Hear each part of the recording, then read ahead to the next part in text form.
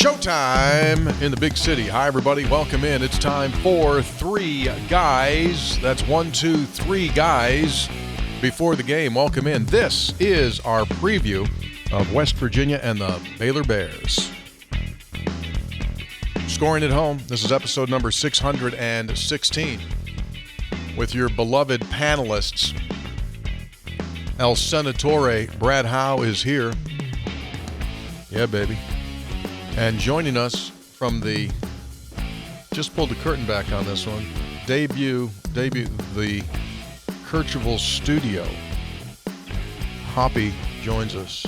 Look at that man. Doesn't miss you do not miss a beat, my friend. You do not miss a beat. Nice to have you here with us. Good to be with you guys. Yeah, absolutely. Three Guys Before the Game is brought to us by Jan Dill's Attorneys at Law. They won't take no for an answer. I told you last time I love that tagline.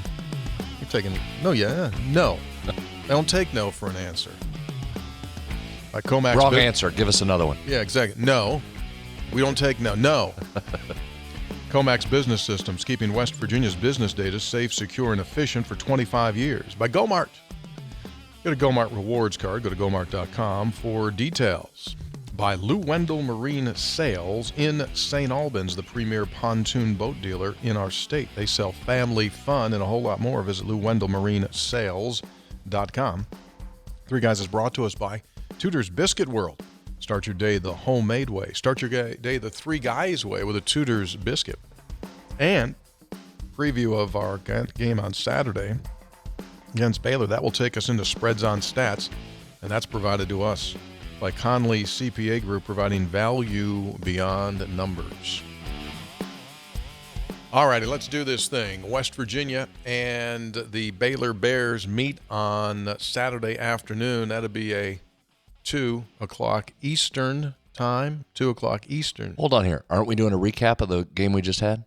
Nah. We're just moving on? Nah, what do you think? Just skip that one past? No, I think we need to talk about that. Oh, we do? Game. Okay, in that case, fine. Yes. Then we'll get to Baylor. We got a lot of Baylor stuff here to get into. I was just going to, you know how they say, like in coaching all the time, just play the next play? You were ready to play the next play. Play the next play. Yeah. I mean, I'd have to go back and look. I think that was the most difficult to digest loss for me of the season. Maybe, because TCU was a hard one. Yeah, TCU made me run my head. TCU was hard, but you know what happened to me? I'm not too far off from you on that. What's happened to me, the extra day past the game on playing on Tuesday instead of Wednesday, I'm more bummed out about it today than I was even yesterday. The more that's digesting and the more I dove into it, the more disappointed that was. That's like you controlled the whole game. Controlled the whole game. Yeah, I know that. That's like that medicine you take, an extended release. You know, you only have to take one a day because it's got extended release. That's what that BYU loss was. It was extended release depression. Like yesterday when you're walking around like middle of the afternoon, normally you've already shaken it off. Didn't shake. You're going like, yeah. Which leads us right into Hoppy's obvious observations. By the way, I love what you've done with that studio. Very nice. All right. A couple of obvious observations. One is, again, one that got away, very TCU-ish, got away from you. And the way it got away from you guys, I mean, you had that game won, couldn't make a couple of shots. They make a couple of shots, and you turn around and go, what the heck just happened? Thought we were winning this game, and you end up losing the game, number one. Number two is your bubble is getting smaller for making the NCAA tournament. You had a big old bubble. In fact, I think you were going to be in a month ago, and now your bubble is getting smaller, and these games become absolutely critical. And if you don't get in for some reason, you look back at a couple of games like this and think of how this hurts you. The third thing is that defenses now against West Virginia are saying 5 guys and a tire iron for Javon Small. Yeah, close. It's about right. The strategy is do whatever you have to do to limit Javon Small. If you got to rough him up, if you got to tackle him on the 25-yard line, I mean, do that. And when you do that, Brad, it makes it a lot harder. Yeah, other guys can step up, but the strategy is you can approach West Virginia two ways. Let Javon Small do what he's going to do and make sure nobody else hurts you. Or you can just take Javon Small out of the game however you need to do it. Put 5 guys on him, whatever you need to do. And when you do that, the opponent increases their chances of winning. And that's what teams have figured out they need to do against West Virginia. And you look at these games and think, it's maybe too late in the year to belabor this point, but if you had Tucker DeVries, they would not be able to do that. They wouldn't be able to gang up on one guy. But without Tucker, they can gang up on one guy, and they do. And that, unfortunately, is a difference maker in these close games. I'll take a little bit different slant. Your overall points are agreed upon, but I'll say this. For 39 of 40 minutes, that strategy was not working for BYU. They were losing the game, and West Virginia wasn't just winning that game. West Virginia was in control of that game. Never pushed that lead out to where you'd be comfortable at like about 25 points. Never got it to that point. But you were in control of that game. You were winning it the entire game. Javon did exactly what you're supposed to do. When someone throws and I use this term, and I know people sometimes flinch and they think you're taunting or being derogatory. I'm not. Well, they used a junk defense. Okay. You only see, I have not seen that. I've been around big-time college basketball a long time. I don't recall seeing the defense that BYU employed where they took their defender and put him right on top of Javon with not just face guarding, I mean in his jersey. And Hop, you're right. There was a lot of grabbing, holding, pushing, forearms, hitting him, all that stuff. But the face guarding aspect of that was really interesting. I hadn't seen anybody do that. And I get the strategy. And Hop, to your point, it's not a bad strategy. Guys having the best year in the Big 12 of any player. So just say, all right, go ahead. Rest you guys. Can you beat us? Well, for 39 of the 40 minutes, the other guys were. Toby Okani was. Jonathan Powell was hitting shots. Yesufu got you a couple. Javon with 9 assists. So Javon did exactly what you do in that situation. You didn't go stand in the corner and just let the other 4 guys play. He was still a menace to that BYU defense, running around. They had him in and out of screens. They had him constantly moving, and it led to opportunities for other guys. So, Hop, unfortunately for West Virginia, what you just said can be true because BYU won the game. Right? But it was a minute away from every other team having to go, well, I tell you what, if we take Javon out, they still beat you. So it's unfortunate that the ultimate narrative becomes hold Small to 9 points and you get a win because it was 1 minute away from that not being true. Yeah. And to your point, Hoppy, you said everything in a tire iron. Like it brought back to memories. The old, in wrestling, you used to be a big pro wrestling guy, right? I did. Like the one guy, it might have been George the Animal Steel at times, or the heel that he was fighting would take something out of his shorts. Remember? Yeah, you'd always get they foreign object. They call it foreign object. They take the foreign. Yeah, we're getting close to that. I mean, we're getting close to that. I didn't see no one reached in and took the foreign object, but while you're there, can we just talk about this? Because I thought there were a couple key moments in that game that changed the momentum, and 2 of them involved extreme contact with Javon Small. I thought one of those moments was the backcourt turnover from West Virginia. Sincere had it, and probably in hindsight, Buck should have just brought it up across half court, could have done that. But instead, he's trying to get the ball to Javon, so you have the ball in his hands. At the same time, the defender for BYU, Mag, was mugging.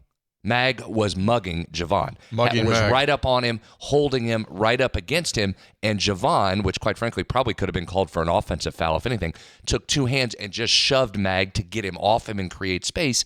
But Small was looking at Mag at that moment when he was trying to clear space. The ball came back to him. It turned into a turnover. Foul on West Virginia. BYU goes to the line to score. That was one. The other part, then West Virginia was up 6 with the ball at that point. It was a critical possession. The next time came up on that offensive foul call on Javon when the same thing. He was walking towards us at the scores table. Mag had him locked up, arms underneath. Javon gets called for what was one of the most ridiculous calls of the season, offensive foul call instead of a foul on Mag. 2 massive moments. Now you got me all fired up again. See, now inside, now I'm all bummed out again. You re-bummed me out. That's exactly why I didn't even want to talk about it. There were the other moment. I'll give you a third moment. Demon hits that off balance, not even looking at the hoop 3-pointer with the shot clock winding down in a tie game. Right, that put him up 3 at that moment. I thought those 3 things put together probably sealed West Virginia's fate. 2 of them just absolutely outrageous. The offensive foul call on Javon. I don't know how you get to that conclusion in that moment, given what was going on all game in terms of the contact. Yeah, I agree. I think you have to have a better overall feel as to what's happening on the floor separate from that particular play. Like, you have to have the full feel of the game, and you don't make that call. Yeah, the full picture is he's getting bodied and held. And again, Hop, to your point, I'll give BYU credit for that. I mean, you might as well go in with that strategy. If you try and play the guy, Javon Small, straight up, you're not winning the battle. So you might as well do something non-traditional and try and be physical, try and frustrate him. But at that moment when that's been going on all game, and now there's a physical tie-up and Javon can't move, for that to become an offensive foul, I just don't know how you arrive at that conclusion. Yeah. I just don't. That was a massive moment. And you guys are close to Coach DeVries, and maybe he's doing this, but coaches often say to officials before a game, hey, watch this, or in football, this guy holds or whatever. I mean, there has to be an alert to the officials. My guy is getting assaulted. Well, let me say this. It is happening because at Utah, I give the officiating crew credit. Early on, off the ball, Utah was stepping in front of Javon on cuts and delivering blows. I mean, stepping in front and blocking his path, putting arms in his way to keep him from freely moving. And it was caught really early by that crew against Utah. They were on that. They were not fooled by any of the antics, and they were all over Utah all day when they tried that. This particular crew against BYU let it go for whatever reason. And that's always what we talk about, guys. That's why this isn't a direct attack at any official in particular, but it's always my point on officiating style matters. The crew against Utah had it and didn't allow it. What happened, Hop? West Virginia lived at the free throw line, and it turned into a win. What happened with the crew against BYU? It was not called. BYU was allowed to be physical, and ultimately it turned out in BYU's favor at the end. That stuff matters. Yep. There. You still bummed out? Yeah. So are we done? Can we move on from it? Only that your window gets narrower now. I mean, they were rolling along and doing some amazing things, and they're still doing amazing things, all things considered. It's just, again, if you're focused on the NCAA tournament, the window gets tighter. You don't have that many games left. You still got to go back on the road. Tony, you and I talked about this earlier today, and it's just a battle. It's just a battle, and you got to win these home games now that are coming up. You have to win them, right? And try to steal one on the road. I'll give you two things. Let's do that first, and I'll come back to one last point on the BYU game. You're still in great shape. Bracket matrix, you barely moved off of that loss. Right. That's a good loss, right? In terms of air quotes, good loss. BYU's a top 30 team. You lost in a close game. So you only moved like 2/100ths of a point in terms of all the brackets. That was updated as of yesterday, so it was after the BYU game. You're solidly in this field. If you go by that, you're a 9 seed right now. The power fours that are just getting last four in are 11 seeds. But Hop, to your point, the margin for error is really now getting thin. The home games are absolutely critical because you've got some beasts of road games coming up. But you're still in this tournament field as we sit here in mid-February, which is remarkable. Last thing on BYU, and then we'll move on. It's about the third last thing on BYU. Okay, maybe it's not the last thing. One more thing. Go ahead. You were so close to a perfect game plan there. That first half, you did exactly what you wanted to do defensively. We said going in, the number one key was going to be the three-point line. West Virginia was 11-2, Hop, when they make 9 or more three-pointers. You landed at 9, but it ends in a loss. BYU was really good when they got 10 or more three-pointers, but West Virginia had only allowed 2 teams to get 10 three-pointers. They land right on 10. They had 3 that came in the final 2 seconds of the shot clock, and that one from Demon late was a real dagger that was just a prayer thrown up at the buzzer. So you are literally right there. Right there. See, right there. Let me You're ask right you, Scott, there from having that be a perfect game plan. You slowed their transition. You cut them off in the first half with the passing lanes. You didn't let them drive and kick. I mean, it was right there for you.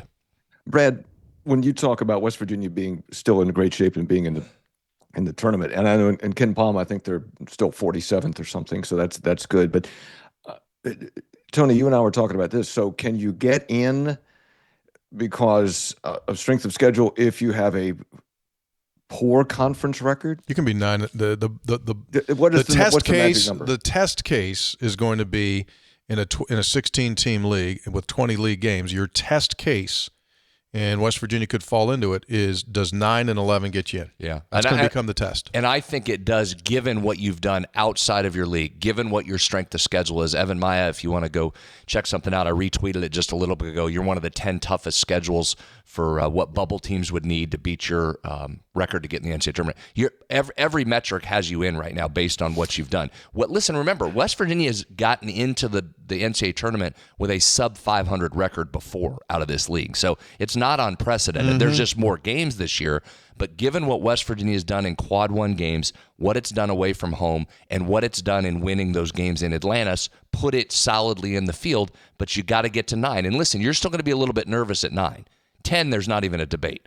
But I think 9 does it and gets you in. And based on what I'm seeing on these numbers, and Bracket Matrix has been pretty good. And Hop, what Bracket Matrix is, again, they aggregate about 85 different brackets. It's not just one or two guys that are putting their thoughts out there. It's computer models, it's humans, it's all over the place. West Virginia, the 9.14 average seed. Right. That's why I keep referencing that site. Yeah. 3 Guys Before the Game is brought to us by Tudor's Biscuit World. Start your day the 3 Guys way with a Tudor's Biscuit World. And whoa. You talk about perfect time. You know it's going to get cold again next week? They got this potato soup over there right now, which is just like stupid good. Like, I think it might say that on the menu. Like, soup, stupid good. What is it, potato soup? Yeah. Nothing beats their rich, creamy potato soup on a chilly day when it's paired with a warm piece of their own down-home cornbread. Well, that's pretty doggone good. You want to add a notch to that? Add cheese and bacon. Load her up, baby. That's what you can get right now. Plus, they got that other thing going. You know those biscuits? 4 different biscuits. You buy one, you get the other one for an American dollar. That's the Dottie, the Peppy, the sausage biscuit, or a hash brown. You buy one of those, and then you get the next one for $1. Visit Tudor's Biscuit World. Start your day the homemade way with a Tudor's biscuit. All right, West Virginia, Baylor on Saturday. Man, it's been a crazy week in the league. How about last night, Texas Tech? Crazy. Dude, 100 to 111 points? Top and double win overtime? Top and went off 41 for the big guy from Texas Tech. Bad news, West Virginia has to go there. But every game's a different deal. Every game's a different deal. Let's do this right now. Figure it all out. What are the keys on Saturday? Time to go into spreads on stats. Here comes a heater. Let's jump into the analytics portion of the show. Ready? 5, 4, 3. Spreads on Stats is brought to us by the Conley CPA Group. They do provide value beyond numbers. They are a full-service public accounting and consultation firm serving clients throughout all 55 of our counties and surrounding states. 40-year anniversary going on right now. They have stood the test of time, much like Hoppy. Stood the test of time. Outsourcing your accounting. They can outsource your accounting. You can just send it to them. They'll send it back to you, all done. You can outsource your accounting. You can outsource your CFO service. They do a bunch of stuff. Really good people, and they'll walk along with you in your business world. All right, first and only regular season meeting with the Baylor Bears. Some things stay the same. Some things change. Scott Drew still there. One of the great coaching jobs in the history of college sports. When you go back and you look at what that program was when he took it over. You know, sometimes people forget about what he inherited. I think you're right on that. He inherited like a nightmarish scenario in which a former Baylor player was charged with the murder of a teammate. It led to the clean out of the whole staff. And then they were in such trouble when he took that program over. They were not allowed to play non-conference games when he took over. They started their season like in January. I mean, that was like just some of the stuff that he had to deal with. So talk about starting it from scratch. And he's done it. He's won a world's championship. And they're always right there. And this year it seems as though, Brad, they have climbed a ladder, right? They've had guys hurt throughout the course of the season, but they've just been getting better, and better. That's probably the story of them, is injuries. They haven't had a fluid lineup at all. They get Langston Love back, but then they're big in the middle. goes out as well. So that, I think that's the story. They have 9 losses on the season, which is unusual for them, right? But only 1 is to a team ranked lower than 34th in KenPom. TCU got them. 87th ranked TCU got them at home. Only home loss. I was just about to say, their only home loss of the season. This is a really good offensive team, 10th nationally in offensive efficiency. They hit the boards. We say that about Baylor every year, 26th nationally in offensive rebound percentage, 4th in the Big 12. So that will be something to watch. We said every game going in for West Virginia, got to keep the opponent off the offensive glass. If you do, you got a good chance to win. We're going to say it again this year. Very similar to BYU. You're getting a team. That's a lot of these things we said about BYU, that they are so good offensively. BYU was number 2 in the Big 12 in points per possession. Now you get Baylor, who's number 4. Similar shooting to what you just faced in BYU. BYU 3rd in the Big 12 in three-point percentage. Baylor is 4th.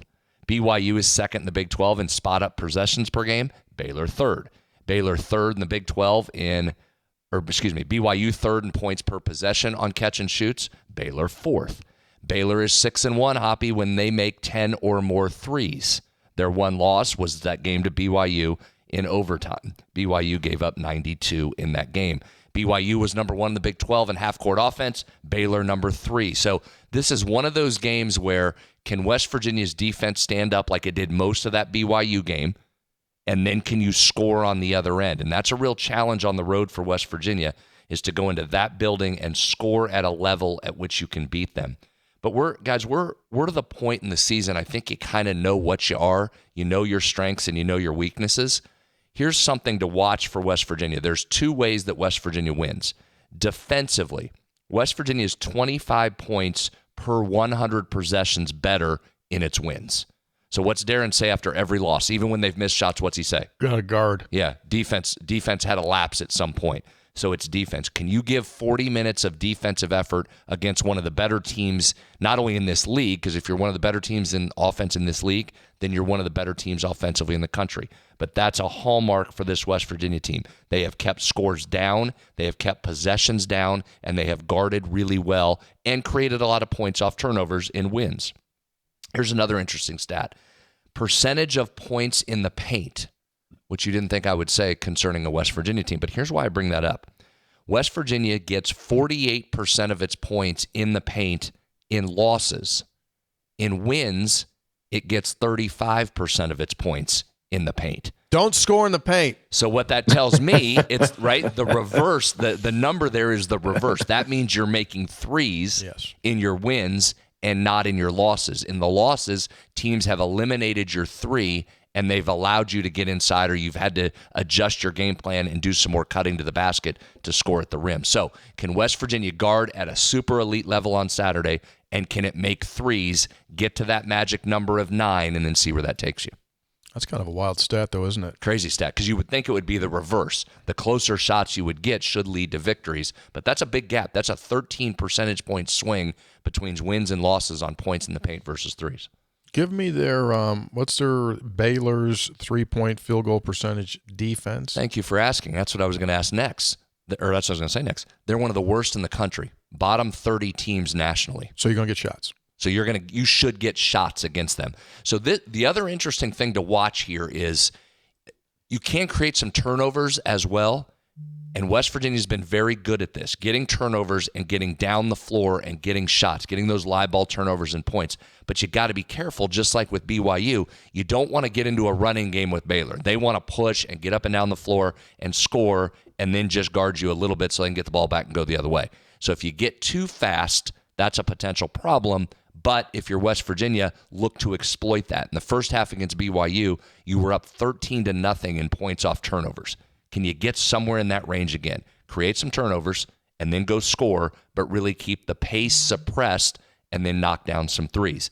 The other thing that I think is similar to BYU, you're going to see a young freshman that is as talented as anybody in the country. We just saw that in BYU with Yegor Demon, who will probably be a lottery pick this year. You're going to see it in Baylor with VJ Edgecombe, who is really talented, really athletic. 2 different styles of players. Edgecombe is flat out athletic and can shoot the 3. Yeah. He's a beast. He's also listed in some of the lottery picks. Absolutely. It probably will be. So you got 2 games in a row where you're playing guys that are going to be in the NBA next year. High-level picks that are babies. Yeah. And both really, really talented. Yeah, Edgecombe's got some explosiveness that makes you go, wow.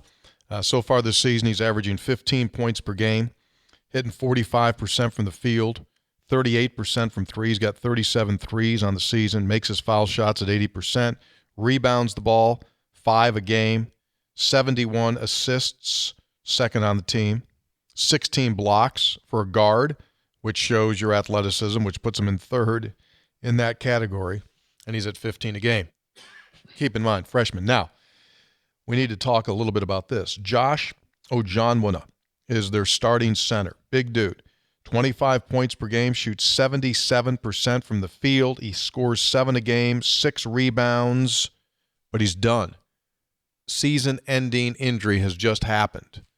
How big of a role do you think that plays? Well, it's big because, first of all, he's big. So it eliminates one of the size advantages that Baylor would have had over West Virginia. So they get a little bit smaller, which certainly against a West Virginia team that lacks multiple guys with great size, I think that helps. Here's the other part of this. 5 of Baylor's top 6 most productive lineups, if you go through their season production so far, 5 of their top 6 most productive lineups include him.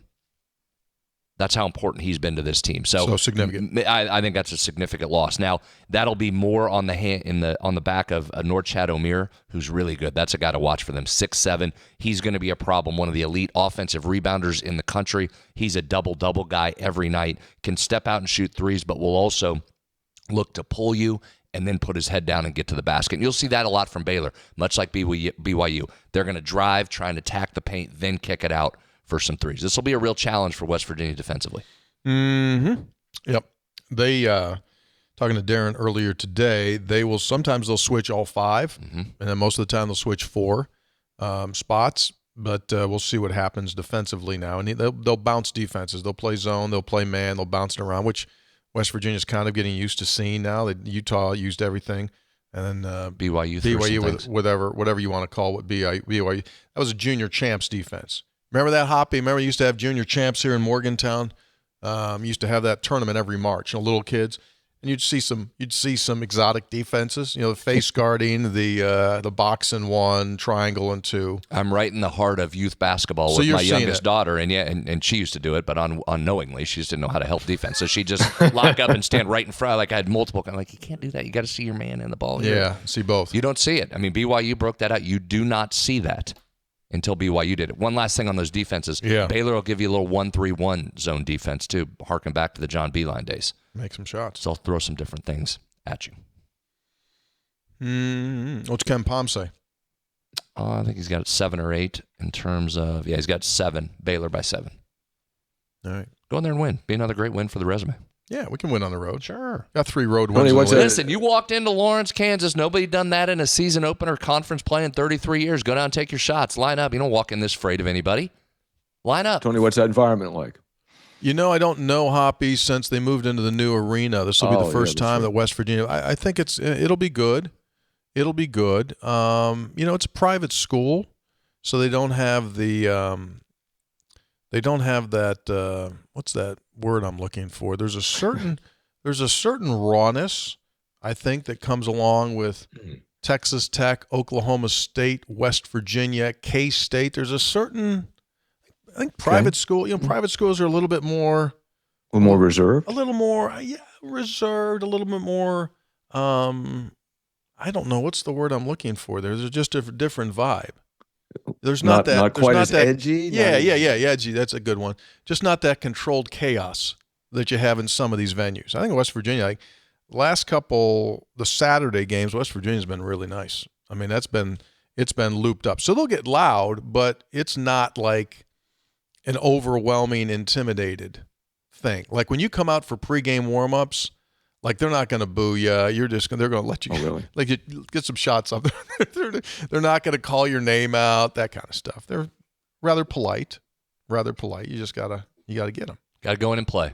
Yeah. They're just so talented offensively. It's just, again, similar to what we said about BYU. There's multiple guys. You go into this saying VJ Edgecombe is the talented pro that's coming, But then you just go down the list. I mentioned O'Meara. You mentioned Wright. You mentioned Jeremy Roach. I mean, there's just multiple guys that can make shots on you. And that's the ultimate challenge. And who shows up for West Virginia? You know, what's Javon look like? What do the other guys look like? You saw JP get his stroke back a little bit. You need Amani. You need Yesufu. You need JP. You need all those guys to be scoring on Saturday. Yeah, absolutely. But what have we learned about DeVries in the time he's been here? What have we learned about him? The game plan will be excellent. He'll have a plan. And you'll go fight. Yeah. You'll go in there and you'll swing, and they'll have a good plan as to how to do it. Then you just got to execute it for 40 minutes. It's obviously, you go back and you do the dissection on these losses, and it's not really hard to figure out. Hey, in this half, you guarded at this percentage, field goal percentage defense, and in this half, you didn't. And he'll never come out and say this, but the reality of it is the lack of depth on this team is wearing this team out in games. And I think both mentally and physically, you just get a half a step slower and you miss your rotation, you miss your guy, and he back cuts you, and all of a sudden that's boom, boom, boom, and it's just you're not as crisp because they just don't have the ability to play 8.5, 9 guys. It's hard, too, because you are asking them to grind it hard every possession. So I think you're right. When the margin for error is like it is against a BYU, I think that's why we said one stop, one more three-pointer is so critical, because they did do a great job of finding some reserve there and guarding. But, man, you're asking a lot. You're asking Sincere Harris to pick up 94 feet and play full-court defense. You're asking everybody to fight over screens. You're asking Javon Small. That's the underrated part, and we won't talk about it because it was in a loss. The job he did on Saunders the other night, guys, that's an elite scorer in this league. Javon's had to play two really good offensive guys on defense the last 2 games and has been fantastic against them. That's a lot to ask for a guy that has the ball that much. Yeah. And guys, what happens to, and Brad, as a former player, you know this, what happens to, maybe not your shot, what happens to your shot late in the game after you've played that kind of defense for 38 minutes? Harder to shoot. Yeah, it's harder to shoot. Hop, when you refer to him as a former, could you say as a former great player? Former great player. Well, I'm sure, Brad, I'm not sure if his shot failed him late in the game, A, and B, did you have that same defensive intensity? No, there's not many that have the same defensive intensity that West Virginia plays with. In all seriousness, I know we got to keep this moving here, but when you watch games every night throughout the season, there are not teams that guard on a possession-by-possession basis like West Virginia does. That game the other night against BYU, that was a loss. That was an NCAA tournament-type game in terms of intensity. That was every single possession mattered, and a lot of that because West Virginia was playing at the intensity it was, and that kicked BYU in to have to play that same intensity. I'm sorry, I was just going to say that you're right, and West Virginia, one of their defensive hallmarks is fighting through screens, right? They do not allow yourself to be screened. That is that's contact. That's like breaking a tackle, right, Tony? I mean, it's fighting through the screens time after time after time after time, and that's they do it almost every time. And you see other teams, they just usually go around, right? I mean, maybe they fight through, but I mean, West Virginia, that's one of their hallmarks. But man, that's brutal. No, you're 1,000%. That's a great point. When you go over the screen and you just get hit every single time, do that for 20 minutes, 25 minutes, 30 minutes. At some point, you're just not as crisp as you were. It's just human nature. 3 Guys Before the Game is brought to us by Jan Dills, attorneys at law. You know, one of their focus points in their practice is Social Security disability benefits, and that is something that obviously they're based here in West Virginia, started here in West Virginia, but it's a nationwide program for them. And I was talking with Jan last week, and it's pretty wild. You know, all we do, whether we want to or not, right, we pay into our Social Security all life long and while we work. And something happens, a life-changing event, and it does not allow you to continue to do your job. Well, when that happens, you need help. And you need help because if you file a claim for Social Security disability, only 12% get approval the first time that they apply, which means you need help. And Jan Dills, attorneys at law, ask you if you're going to file a claim, start with them right from the very beginning because they've got people that do it every single day. They know the process. And it's what's interesting. She said 95% of the people that file those claims, they do want to get back to work, but they just can't. So you've worked all your life, you've paid into the system, something happens, heart attack, injury, whatever it might be, you're in a health crisis, and you need Social Security disability, contact Jan Dills, attorneys at law, and they will walk you through the process. So it will be the Mountaineers and the Baylor Bears. Let's get into some healing.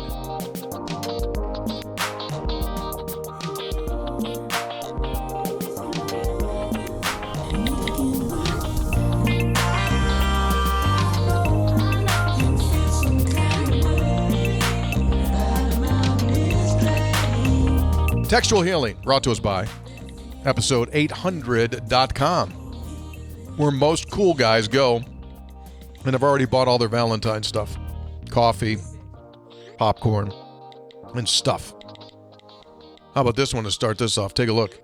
Today, Tony, with Valentine's Day approaching, I think this is wonderful. I would like to suggest to all the guys out there, here is a great gift for that special someone.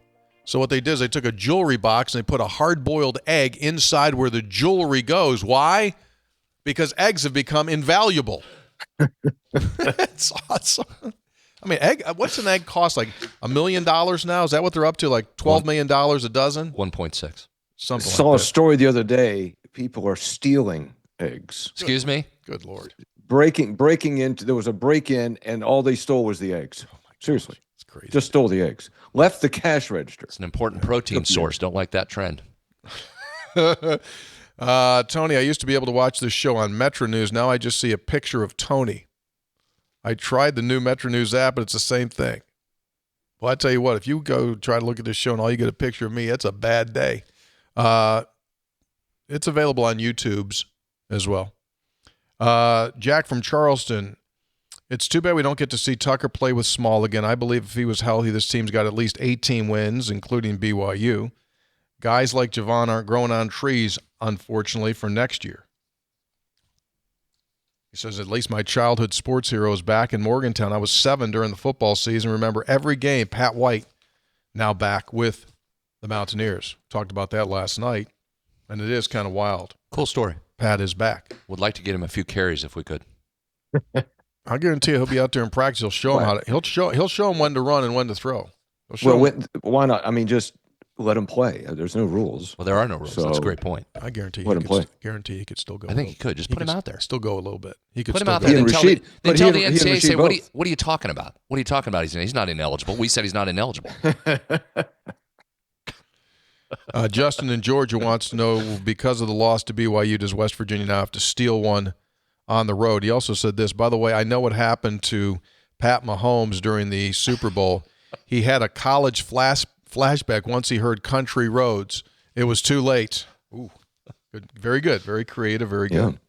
We received a tremendous number of texts regarding the officiating in the Tuesday BYU game. I know Tony will defend the officials quite a bit, but I don't know how anyone can defend. I've removed the name of the official. He's garbage, trash, college basketball official. He has been for years. Apparently always will be. Robert, a first-time texter, grew up in Clarksburg, now lives down in Florida. This is one of the first times where I actually blame the refs for the loss. Yeah, of course, there were other factors, but they called an awful game. Positive side, I went over to my parents to watch, and my mom made homemade pepperoni rolls and cinnamon rolls. She went rolls square. Definitely the highlight of the night. We'll get him next time. Ben's in Wilmington, North Carolina. Do you think we'll get to a point where someone puts together stats on referees? Do sports books adjust their lines based on which officials are calling a game? Yes. Oh, good question. Yes. It would help level the playing field for bettors if there's a site like Evan Maya for officials. You say there is?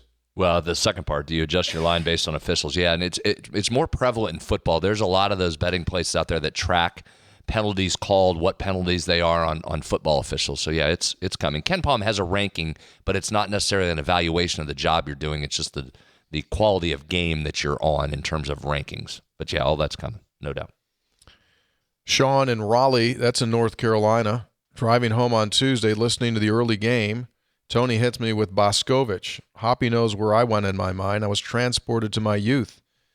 I could hear Jack Fleming calling the game with Stan Boscovich. Warren Baker hugs the rest of me, nerding out, keeping stats in a spiral notebook. I enjoyed the nostalgia. Well, I was going to take a couple of comments about the BYU game, but I don't want to now. The game ended. Let me say this. I agree officiating is hard, but these folks are fairly well paid, should get a lot more money for what we're paying them, a lot more what we're getting to pay for. Yeah. 3 guys, this is George in Mingo County. Quick question, watching the games at home. Okay. Who's the guy sitting to your right, Tony? I assume he's helping you and Brad with something. Thanks. Yeah, so the guy on our right is a ventriloquist, and he puts all of the words in Brad's mouth. Basically, Brad has nothing to say, pulls a big string, and Brad's mouth just moves, and he talks. Now, that is our engineer. He runs the audio levels and everything, mixes the sound of the effects of the crowd and the whole deal during the game. And in the unfortunate situation, if something were to go awry technically and blow up, then the engineer is right there to go, boop, boop, boop, put it back together again. And he monitors DeVries' water bottles there, which are strategically placed right in front of him. He counts Darren's water bottles, heavy water bottles. Jake from Wirt, does that put us on the bubble now? Do you think they're on the bubble? No, they're not on the bubble, are they? You are not on the bubble. Now, that's not – you've got work to do, but you are not on the bubble. You are solidly in the field, but you need to get some wins moving forward. But comparative to everybody else, as you sit here on February 13th, you're in the field. Define work. Define the – I think those 3 games. I think you got to win 3. I think you've got to be minimum 9 and 11 in this league. Right. So that's why I say you're in. And so that's why I keep saying that, Hop, because given where you are at right now, your non-conference wins, your quad 1 wins, your wins away from home, your road wins, have you at a position where nearly everybody that does this has you in the field. But you still got to win a couple more games. If you're a business operator, owner, one of the great things you can do for your employees is let them be hydrated. Let there be water for the masses. Comax Business Systems has the answer. They have just introduced the new I-12 water cooler. Sleek design meets cutting-edge technology, separate water delivery, and a daily ice production of 44 pounds. Same number Jerry West wore, 44 pounds of ice, plus 8.5 pounds of additional storage, perfect for busy workplaces. Keep your people hydrated, energized all day. Discover more at ComaxWV.com or just call them and say, hey, man, I'm really thirsty. Help me. 304-744-7440. Refresh your workplace with Comax. Hi, okay, Charlie in Midlothian, you know the well-known, recognized gas dealer? Not Steeler. He's just using the I keep getting that wrong. The rewards. He takes the rewards points and uses those to a high level of efficiency. He sent me this plate. He was having breakfast with Phil Tharp. Phil, by the way, guys, played for Payton City High School, graduated from Glenville State. So he just went standard. I mean, you go with that plate there. You got some sausage situations, 2 fried eggs on the left side, big pancake, big thing of butter, and one of those cups of coffee to the upper right-hand corner. Those are the kind they refill like 19 times while you're there, and for some reason, you just keep drinking it. Like at no other time do you just have 19 cups of coffee. But when you go to a place, like for example, like Tudor's, they just keep pouring it and pouring it and pouring it, and all of a sudden you walk out, right? You can't feel your hair anymore because you got 9. Yeah, exactly. Thank you, Hoppy. And so you got 19 cups of coffee in you, but that's a pretty good plate. Is that a mason jar back there with water? Yeah, I think they did. Yeah, I don't know where they were. I haven't brought your mason jar out in a while. Yeah, I need to do that. Texter, connected 304, straight out of the Princeton Go-Mart to Roanoke, Virginia. Finally, look at this plate. The biscuits are in the basket. Thank you, 3 guys. I never miss a show. Signed by T-Bone. He's got one of the original shirts. He got one of the original shirts. He's got the Connection 304. And he probably picked that up at Go-Mart, where it continues to be the beer of the month at over 70 Go-Marts. And keep this up and keep this in mind. You got to get that app from Go-Mart, because as soon as you do, this is one of the all-time greats. All you got to do is download the app, and you play that Tiki Solitaire game on the app. You have it right there. Yeah, it's a heck of a deal, right? First time you play it, you get 20 cents off a gallon of gas. Just keep playing the thing. Like 10 gallons, $2. 20 gallons, $4. You got a big truck, 30 gallons, $6 you save. If you saw $6 on the ground, would you pick it up? You know you would. Don't say you wouldn't. You half slipped into auctioneer voice right there. I did. $6. $6. Who's holding it? I'm trying to sell it. You're trying to steal it. Thank you very much, Mr. Rockefeller.